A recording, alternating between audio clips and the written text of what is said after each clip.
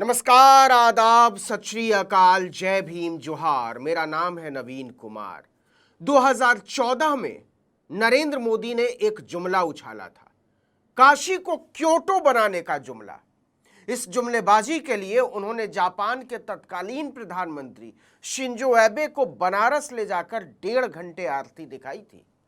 लेकिन क्योटो ऐसे नहीं बनता।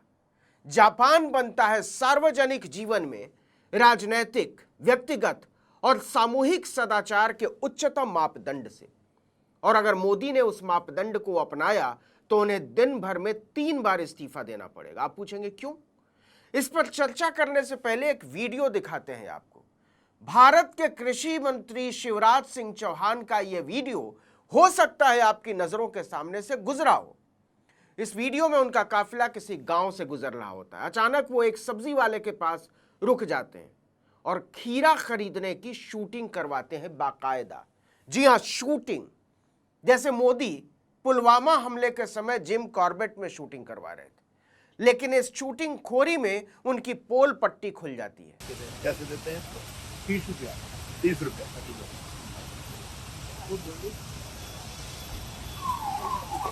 ये ले, तौल के देते हैं, कैसे देते हैं? भारत के कृषि मंत्री को यही नहीं पता है कि खीरा गिन कर मिलता है या तौल कर। किसानी और किसानों से इस कदर कटा हुआ एक कृषि मंत्री क्या ही समझता होगा उनकी मुश्किलों को।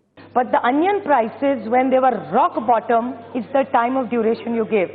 Was that the reason that they did not get the right remitter of prices? The MSP was not good. Hence, was the production gone down? मैं इतना लहसुन प्याज नहीं खाती हूँ जी, so don't worry. मैं ऐसे परिवार से आती हूँ जहाँ अनियन प्याज का मतलब नहीं रखते हैं।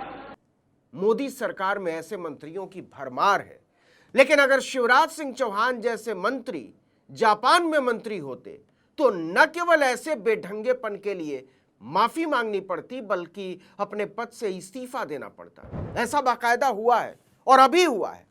जापान के कृषि मंत्री, हालांकि अब पूर्व कहना चाहिए, ताकू ईटो को चावल की बढ़ी हुई कीमत पर मजाकिया बयान देना बहुत महंगा पड़ गया। यहां तक कि उन्हें बाकायदा इस्तीफा देना पड़ा है। उन्होंने कहा था कि वो कभी भी चावल खरीदते नहीं हैं, बल्कि उन्हें यह मुफ्त में मिलता है। इस बयान के बाद महंगाई से जूझ रही जापान की जनता का गुस्सा भड़क गया। नतीजा, ताकू ईटो को बयान के केवल 2 दिन के भीतर प्रधानमंत्री कार्यालय जाकर अपना इस्तीफा सौंपना पड़ा। लेकिन भारत में तो जनता के दुख दर्द का मजाक उड़ाना वाक पटुता मानी जाती है। और अगर यह मजाक सत्ताधारी पार्टी के प्रधान और कृपा निधान उड़ाएं तो उसे मास्टर स्ट्रोक कहने में जुट जाते हैं टीवी चैनलों के पालतू पत्रकार। घर में शादी है, पैसे नहीं है। मां बीमार है, 1000 की नोटों का थप्पा है, लेकिन मुश्किल है। इन सब के बावजूद भी तकलीफ है, ये पता है, खुद को है पता है, अड़ोस पड़ोस को है पता है, उसके बावजूद भी लोग मुंह में उंगली डाल डाल करके पूछवाते थे, मोदी को कुछ बोलो। याद है ये बयान? बैंकों में रुपया रखने वालों को मोदी नोटबंदी करके पाई पाई के लिए तड़पा रहे थे, लाइनों में खड़ा करके मारा जा रहा था, और प्रधानमंत्री जनता के दर्द का मजाक उड़ा रहे थे। मनोज तिवारी का उन दिनों एक वीडियो बहुत वायरल हुआ था, भाजपा के सांसद हैं, जिसमें वो कह रहे कि देखो हमने कैसे देशभक्ति के फर्जी नैरेटिव पर गाना गाकर एटीएम की लाइन में खड़ी जनता को उल्लू बनाया। मैं गया था अपनी लाइन में, जब लोग लगे थे तो मैं सोचूं क्या कहूँ तो ये सब खुश होंगे, तो मैंने कहा कि देशभक्त है कतार में। एकदम सब सीरियस, सब मुस्कुराने लगे। हाँ। देशभक्त है कतार में, लगी है भारी भीड़, तकलीफों से सज रही भारत की तस्वीर। बोले हम लोग लगे रहेंगे 30 तारीख। मनोज तिवारी के घटियापन पर हो करके हंसते ये वही सुधांशु जी हैं जो सरकार के रोड मैप पर सवाल पूछने पर सड़क निर्माण को गूगल मैप पर दिखाने लगते हैं। मैंने भोजपुरी में अंग्रेजी का बहुत यूज किया। बड़ा बढ़िया इन्होंने अंग्रेजी शब्दों का यूज किया। ले जाके आप हमारे प्रधानमंत्री को दिखाइएगा। इसे वाक्पटुता नहीं साहब, घटियापन कहते हैं, सरासर बकवास। ऐसे नेता अगर जापान में होते तो जनता इनकी लंगोटे उतार लेती और इन्हें अपनी अपनी कुर्सियों से इस्तीफा देकर घर में बैठना पड़ता। ये जिंदगी भर राजनीति करने के लायक नहीं रहते, क्योंकि जापान में जनता के सवालों को टालना, उसका माखौल उड़ाना या उन्हें दरकिनार करना जाहिलियत और टुच्चापन माना जाता है। और जापान की जनता अपने नेताओं के टुच्चेपन को बिल्कुल बर्दाश्त नहीं करती। यही वजह है कि जब वहां के कृषि मंत्री ने चावल की कीमतों पर उठे सवाल को मजाकिया लहजे में उड़ा दिया तो जनता ने उन्हें कुर्सी से ही उड़ा दिया। खुद प्रधानमंत्री शिगेरू इशिबा को आगे आकर इसके लिए माफी मांगनी पड़ी। मोदी कब माफी मांगते हैं आप जानते ही हैं।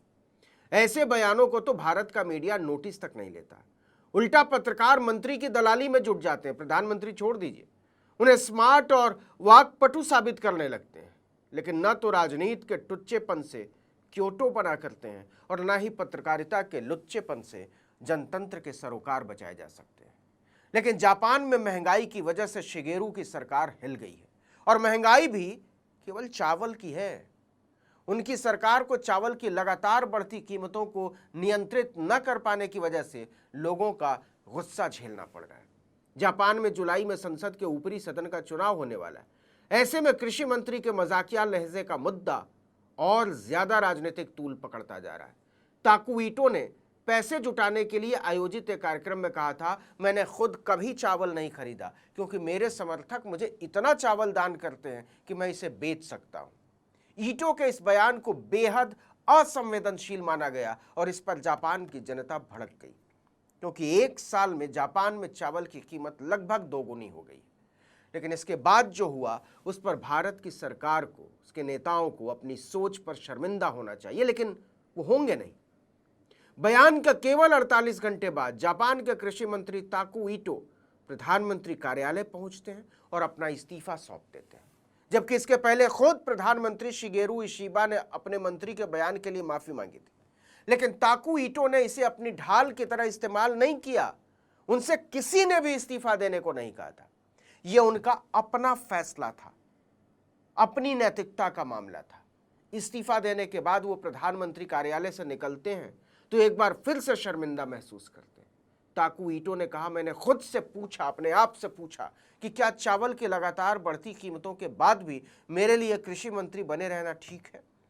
इसके बाद मैंने तय किया कि नहीं, ये ठीक नहीं है। मैं एक बार फिर से लोगों से माफी मांगता हूं कि जब लोग चावल की बढ़ती कीमतों से जूझ रहे हैं तब मैंने मंत्री के तौर पर बहुत ही गलत बयान दिया। मैं कुछ ज्यादा ही आगे निकल गया था। अब जरा नरेंद्र मोदी की नैतिकता देखिए, अमित शाह की नैतिकता देखिए, जेपी नड्डा की नैतिकता देखिए और पूरी भारतीय जनता पार्टी की नैतिकता देखिए। सेना की एक जांबाज कर्नल को गालियां बकने वाला मध्य प्रदेश का एक बिगड़ैल मंत्री विजय शाह पूरी बेशर्मी से अपनी कुर्सी पर बना हुआ है और भाजपा ने उसे बना रखा है। और उससे भी ज्यादा बेशर्मी से उसे बचा रही है नरेंद्र मोदी की भाजपा, जबकि हाईकोर्ट से लेकर सुप्रीम कोर्ट तक ने उसकी सोच को बीमार और भारत की अखंडता के लिए खतरा बताया।